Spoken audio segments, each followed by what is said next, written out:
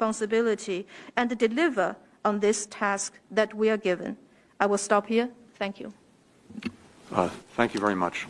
Hold on 1 second, please. Hold on 1 second.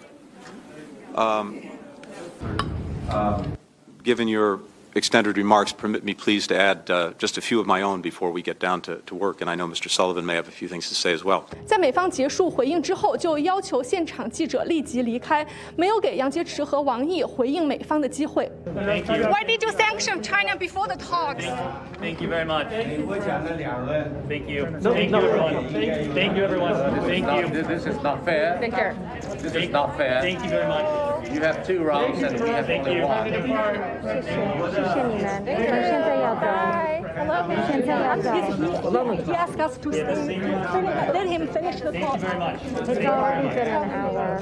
已经1个小时，我们上面。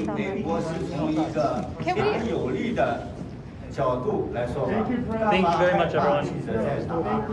我没有必要害怕记者。Thank you. Thank you. She's like, cares about democracy so much. Why do you fear having the press? I just asked you to leave. All right, let's go. Why? The United States wants to deal with China from Okay, stop it. Sir, I need you to turn around and walk out the door. Thank you, press. Thank you. No, thank you, press. Thank you. Thank you, press. Thank you. So was it carefully all planned and was it carefully orchestrated with all the preparations in place? Is that the way that you had hoped to conduct this dialogue? 我们把你们想得太好了，我们认为你们会遵守基本的外交礼节。Well, I think we thought too well of the United States. We thought that the U.S. side will follow the necessary diplomatic protocols. 所以我们刚才必须阐明我们的立场。So for China, it was necessary that we make our position clear. 我现在讲一句，你们没有资格在中国的面前说你们从实力的地位出发同中国谈话。So let me say here that in front of the Chinese side, the United States does not have the qualification to say that it wants to speak to China from a position of strength. 20年前、30年前，你们就没有这个地位讲这个话，因为中国人是不吃这一套的。Now, the U.S. side was not even qualified to say such things even 20 years or 30 years back, because this is not the way to deal with the Chinese people. 如果你们要跟我们好好的打交道，那么我们就相互尊重，打交道。If the United States wants to deal properly with the Chinese side, then let's follow the necessary protocols and do things the right way. 合作对双方有利。Cooperation benefits both sides. 特别是这是世界各国人民的要求。In particular, this is the expectation of the people of the world. 至于说美国人民百折不挠，美国人民当然是伟大的人民，中国人民也是伟大的人民啊。Well, the American people are certainly a great people, but so are the Chinese people. 难道我们吃洋人的苦头还少吗？ So, had the Chinese people not suffered enough in the past from the foreign 难道 countries? 我们被外国围堵的时间不还短吗？ Well, time has not been short since China started being encircled by the foreign countries. 只要中国的制度对头，中国人民是聪明的，要卡住我们是卡不住的。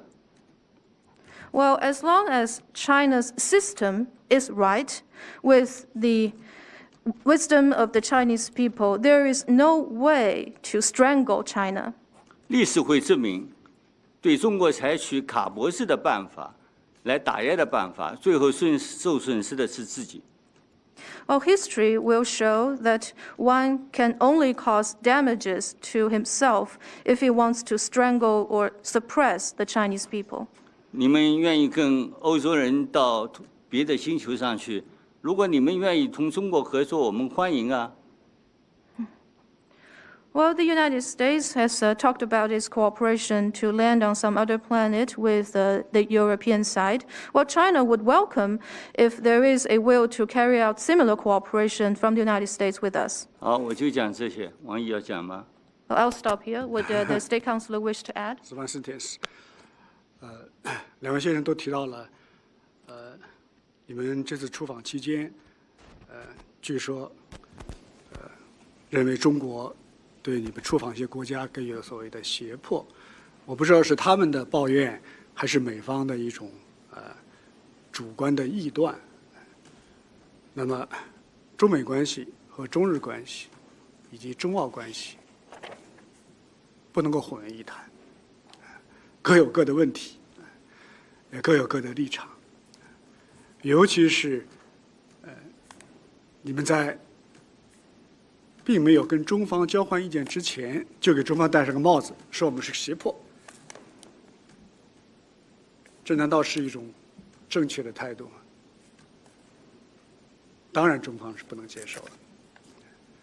如果仅仅是因为是你们的盟友，你们就会不分青红皂白，不分是非曲直，就要袒护他们的一些错误，那恐怕这个国际关系就很难正常的发展。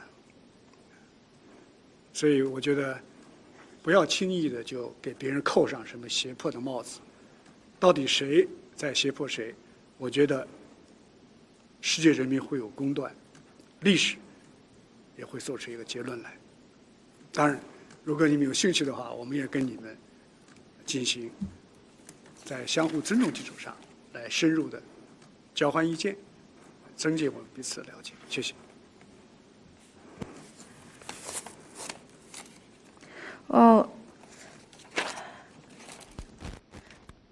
Secretary Blinken and NSA Sullivan, you mentioned that during your engagement and the visit that Mr. Secretary had just recently, the two countries you visited mentioned coercion from China.